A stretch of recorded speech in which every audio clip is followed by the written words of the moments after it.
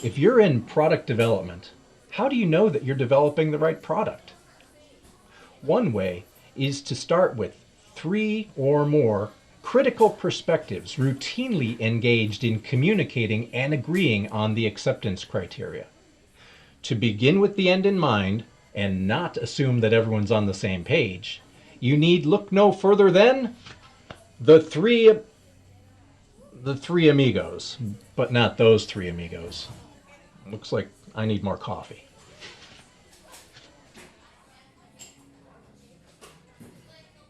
Welcome back to the Coffeehouse. I'm your barista, Vic Bonacci. I'm also a certified Scrum trainer, and I've been doing Agile coaching, project management, and a lot of software development, probably for 2.5 decades now. Anyway, I'm here just to satisfy your need for topics related to the world of work. Now, today's topic here at the Coffee House is what's called the Three Amigos. You may have heard that term before because it's been around the community for 12, 13 or more years. The way I heard it is that it started when George Dinwiddie and Bob Payne were working for a rather large company. And they borrowed that term, something that they heard being used, and started modifying it for a slightly different purpose. See, oftentimes relationships between the business side and the development side and the testing side don't always go as smoothly or aren't aligned as we might like them to be. And this misalignment leads to problems. Things like rework or finger pointing. Have your projects ever introduced unwanted surprises? Or have you ever heard anyone say, "No, that's not what we meant"? So Bob and George wanted their teams to get to that agreement first before actually doing any building and work on that agreement in little slices. Sound familiar? So they weren't alone. In those heady days after the Agile Manifesto was signed, Ken Pugh introduced the term triad to mean the customer, the developers, and the testers all getting together to write out the requirements or the user stories.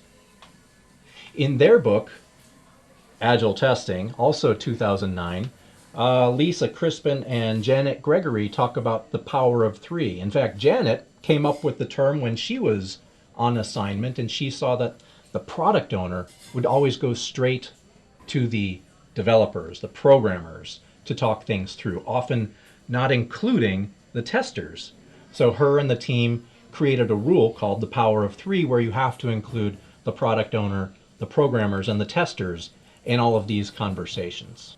So whatever we called it, whether it's the power of three or a triad or the three amigos, the idea is the same. To get people to talk about the requirements so that we're all aligned, we're all on the same page before we set off on the journey of building that product. Hey, I hear someone at the drive-thru. Let's see who it is. Oh, look who it is. George Dinwiddie. Welcome to the drive-thru, George. Well, thank you. I know it's great to have people pull up to my hole in the wall here, figuratively, and see what's going on. But today we were talking about the three amigos concept, and from my understanding, you might be one of the people who kind of came up with that concept, or at least gave it that name. Can you give us a little bit of the background about how you and Bob came up with that? Yeah, Bob and I were working with a client and had a situation where stories would come into the team would start working on a story, the programmer would start working on it, and they'd get to a point where they'd discover they had a question that they couldn't answer. So they'd go ask the business analysts, who'd written up the story, who'd figured out what the story was, and quite often the business analysts couldn't answer that detail either. So came up with an idea is that before a story was taken into a sprint, then it had to be gone over by what we called the three amigos. And we called it the three amigos because this company had, as part of their initiation phase for waterfall projects, had a conversation between three people that was colloquially called the three amigos. So we use the same term so that anybody overhearing us wouldn't realize we were doing something new and different. Just so we didn't attract any attention that might get in the way. But so the idea is that the business analyst, who's product owner proxy, Yeah. a programmer, and a tester, had to really look at the story together and make sure that the questions were answered before it was ready to be brought into a sprint. You had mentioned Janet Gregory, Lisa Crispin, Ken. Yeah, so they had a very similar idea. In their book, they called The Power of Three, looking at it from those 3 points of view. And I'm not sure exactly when they did it. Ken Pugh, in his book on acceptance test-driven development, has a very similar idea. He calls it the triad. Yeah. Now, of course, none of these names are perfect.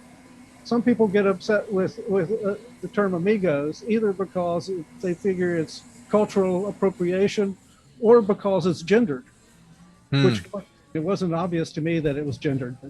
Right. But the purpose, whatever you call it, is to have this collaboration in planning. And it doesn't have to be very exhaustive in my understanding either. It's usually just a check-in at the simplest level. It's just a check-in amongst the three roles. You really have to get into some details though before you figure out what's not understood. The three Amigos give you three sort of orthogonal points of view. So the person representing the business is talking about what you're trying to accomplish. The programmer is looking at what can be accomplished, what's possible. And the tester is got, their point of view is about what can go wrong. And so it's not really those roles, but it's those points of view that are important. But the second team we did this with, then there was a fourth three Amigo there almost all the time, and that was the user experience expert. And so you might have more, depending on the points of view you need.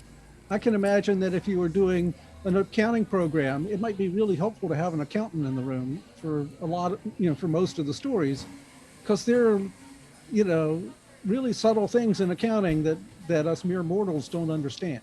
Since a lot of the people coming to watch these videos might be familiar with Scrum, I tend to put things into Scrum vernacular. Would you consider this as an exercise that might serve the team well to do as kind of a backlog refinement session, or could you see that even spilling into the iteration itself, into the Scrum itself? I would classify it as backlog refinement. And my advice, if you're doing Scrum, is to do this during the sprint before you plan to work on these stories. Right. So that they're ready to go at the beginning of that sprint. Yeah. But don't try to do them all at once. Don't try to make it one meeting. Right. Way I've seen it work best is say at the morning stand-up, the product owner says, "Hey, I've got a story I'd like to do deliberate discovery on. Who's got time, say, right around lunchtime?" Yeah. Lunchtime, the development team's interrupted anyway. So right. You're not interrupting their day. Yeah. And so maybe, right after lunch, then I can work with you and I can work with you. And so the person filling each of these roles or perspectives doesn't have to be the same person each time we meet. It could be a rotation of people right. on this three Amigos group. And I think it's better that way. Right. That way it spreads the load. It gets more stuff. It gets more people familiar with things that are going on. And if you take the example mapping and then create scenarios from them, those scenarios help communicate to the rest of the team. Yeah, I found that to be really useful whenever we have personas, scenarios, kind of more explicit visual use cases that the team can come around and understand, just like your storytelling. Well, I guess I'll let you go then. Thanks for stopping by the drive-through window here. And I've got to say, I've learned a few things just in this brief conversation. I'm now going to have to look up example mapping and see where I can fit that into my box of tools. Okay. Thanks And again, George. And if anybody wants to dig deeper in the conversation, reach out to me, email or Twitter. G Dinwiddie on Twitter is, I'm there most every day. And here's the contact information right on the screen. Okay, great. All right, we'll see you next time. Thanks. Well, that was great to see George Dinwiddie come right through the drive-through and contribute to the conversation. So thanks a lot, George. You may have heard us talk about something called example mapping. This is an idea put forth in the BDD world from Matt Wynn. So I'm just hearing about that mostly for the first time, at least how it's used with the Three Amigos idea. So more on that in an upcoming visit to the coffee house. Before I let you go, I just want to remind you that we're still in what's called the soft launch. So the tiny tip jar at our Patreon page, it would help us out. So would leaving a like or a comment below. Let other people know that the coffee house is here for all of us to contribute and learn from each other. So until next time, enjoy your coffee with friends.